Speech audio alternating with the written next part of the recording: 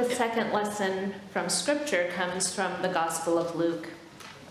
I will read chapter 9, verses 28 through 36, which you can find on page 69 in the New Testament section of your pew Bibles.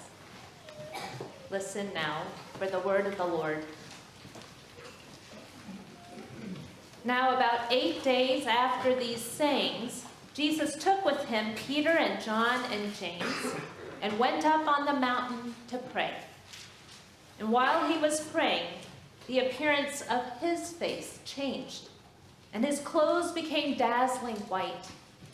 Suddenly they saw two men, Moses and Elijah, talking to him. They appeared in glory and were speaking of his departure, which he was about to accomplish in Jerusalem. Now Peter and his companions were weighed down with sleep. But since they had stayed awake, they saw his glory and the two men who stood with him. Just as they were leaving him, Peter said to Jesus, "Master, it's good for us to be here. Let us make 3 dwellings, one for you, one for Moses, and one for Elijah," not knowing what he said. While he was saying this, a cloud came and overshadowed them, and they were terrified as they entered the cloud. Then from the cloud came a voice that said, "This is my son, my chosen. Listen to him." When the voice had spoken, Jesus was found alone, and they kept silent, and in those days told no one any of the things they had seen. This is the word of the Lord. Thanks be to God. Would you please pray with me? Loving God, you have so made us that we cannot live by bread alone, but by every word that proceeds from your mouth. Give us a hunger for your word, and in that food, satisfy our daily need. Through Jesus Christ our Lord. Amen. Cognitive dissonance is the mental discomfort or psychological stress experienced when a person holds 2 or more contradictory beliefs, ideas, or values. This discomfort is triggered by situations in which our belief clashes with new evidence that we encounter.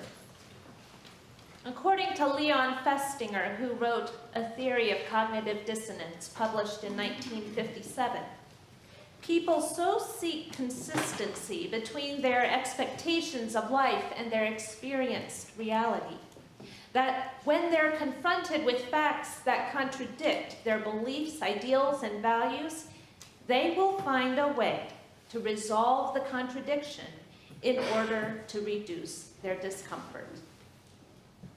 So motivated are we to reduce our discomfort that we will employ any number of tactics, including making up or projecting a narrative, resisting contradictory information that will likely magnify our cognitive dissonance, or avoiding altogether the real circumstances of a situation.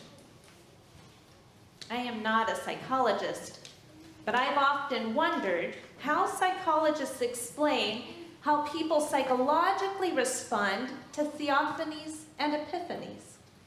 Those revelatory encounters that are so sublime that they do not register anywhere on the spectrum of our normal human experiences. I'm talking about Moses' encounters with God on Mount Sinai and the experience of Peter, James, and John when they saw Jesus transfigured on the mountain. The Apostle Paul, too, had such an experience when the risen Jesus appeared to him in a light from heaven brighter than the sun. So sublime were these experiences of God that even their fantastic descriptions as dazzlingly bright, brighter than the sun, seem like inadequate attempts to put into words the extraordinary nature of these experiences. So extraordinary were these encounters that they left Moses' face visibly shining, Paul blinded and unable to eat or drink for 3 days, and Peter, James, and John utterly speechless. According to Luke, Jesus' transfiguration rendered them blinking, confused, and silent. Indeed, they were at a complete loss as to how to make sense of what they experienced. Having accompanied Jesus up the mountain to pray, they were taking a rest, close to sleep. What they experienced then must have come as a complete shock to them.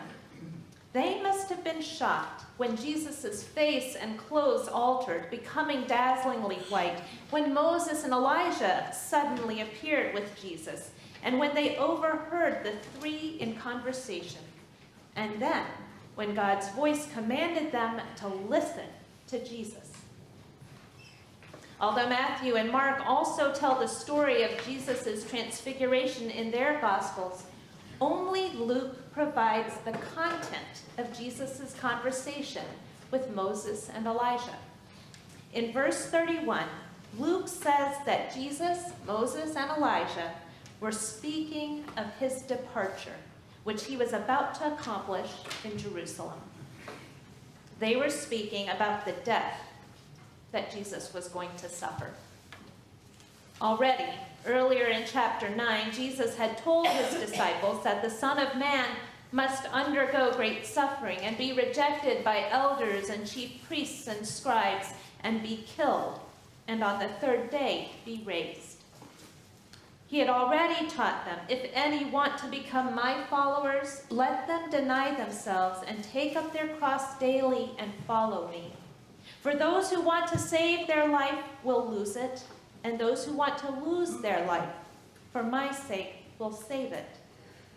And yet, even though Jesus had spoken directly with them about what lay ahead for him and for them, they seem unable to take in this information. Perhaps so dissonant is this information with the expectations to which they have set their minds, expectations about what a Messiah really accomplishes, that they cannot absorb or process it. They cannot seem to make sense of it. Heavy-lidded as they are, they have such blind spots to the reality ahead of them that they might as well be asleep.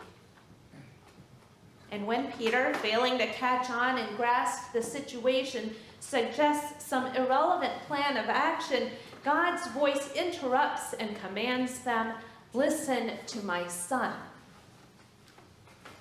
So as this story concludes, when the voice had spoken, they kept silent, and in those days told no one any of the things they had seen. Sometimes we experience things that are so cognitively dissonant that we need time to make sense of them. And sometimes, until we can make sense of them, we would rather stay silent. This is understandable. I don't know if it is constructive, but it is understandable, and I respect it. I remember the person who taught me to respect it. I was spending my summer working as a chaplaincy intern at a retirement community on the south side of Chicago. And one of the residents of this community was turning 97 years old, and perhaps since she had no family with whom to celebrate her birthday, she was glad to celebrate it over tea and birthday cake with me. I was amazed at her generosity to let me into her life over the course of that summer.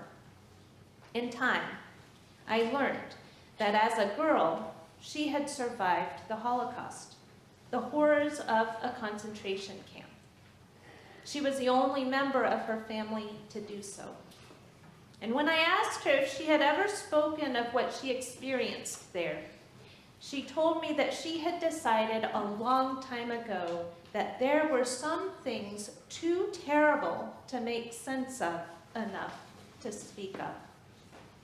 She didn't begrudge those who spoke or wrote of what they remembered, but she decided that she would not do so. She would never try to make sense of anything that horrible and inhumane. This was her way of living with the mental discomfort, the cognitive dissonance of the Holocaust for the rest of her life. Whenever I hear of persons who deny the Holocaust ever happened, I can't help but think of how offensively painful this must be to her and all other survivors. All the people who have had no choice but to live with the psychological stress of what happened to them and their loved ones. How painful it must be when others reject, resist, or reduce the suffering that they had no choice but to undergo.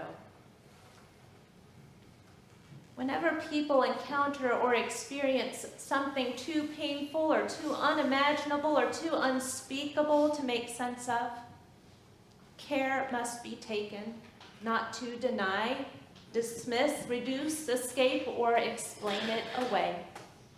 No matter how uncomfortable, dissonant, or stressful this new information is for the stories that we tell about ourselves, for the categories by which we make sense of things, or the expectations we have for our future, care must be taken to live with rather than reduce the dissonance. In our gospel lesson today, the Sunday before the beginning of Lent, the disciples closest to Jesus have encountered this amazing transfiguration of Jesus in which Jesus turns dazzlingly white and a voice from the heavens acknowledges that Jesus is the Son of God. It is much like what happened at Jesus' baptism at the beginning of his public ministry. Unlike then, however, this epiphany, this revelatory moment, is not the kind of amazing event that everyone wants to talk about, that everyone wants to spread the word about. This moment is the beginning of the end. Its subject is Jesus' death. It's not surprising then that Peter, James, and John do not speak about it in those days. What would they say? What could they say? How would anyone receive such news that Jesus was talking with Moses and Elijah about his death? How could this news possibly be revelatory? We know that in due time, the disciples will begin to make sense of it. In due time, they will understand how the terrible news of Jesus' death, while a tragedy for the world, was no tragedy for Jesus. Though they had been so blinded by their expectations of what a Messiah would accomplish and how a Messiah would accomplish it, Jesus had always known better. Jesus knew what would be done to him, what he would have to undergo. He knew his mission and the meaning of it. In due time, the meaning of his death would be made known to his disciples. Only after his resurrection would they come to understand that Jesus' death was indeed revelatory. You see, after Jesus died and was resurrected, Jesus himself returned to his disciples and appeared to them. He showed them what he had taught them while he was still alive and with them, that the Son of Man must undergo great suffering and be rejected by the elders, chief priests, and scribes, and be killed, and on the third day be raised, had come to pass.